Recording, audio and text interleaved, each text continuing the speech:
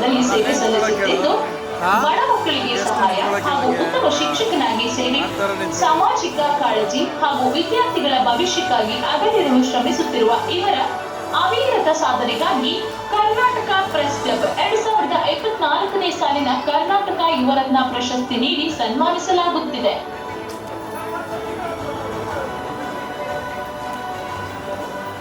ಕೃಷ್ಣಕಾಂತ್ ರವರಿಗೆ ಧನ್ಯವಾದಗಳು. ಕುಮಾರ್ ಪಿ, ಶಿಕ್ಷಣ ಕ್ಷೇತ್ರ, ದಯವಿಟ್ಟು ವೇದಿಕೆಯ ಮುಂಭಾಗಕ್ಕೆ ಬರಬೇಕು.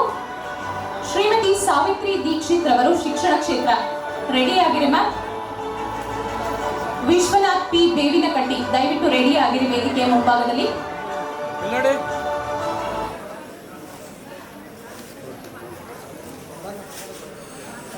ಸರ್ ಇಲ್ಲಿ ನೋಡಿ ಸರ್, ಬರೀ ಮೊಬೈಲ್ ನೋಡ್ತಾ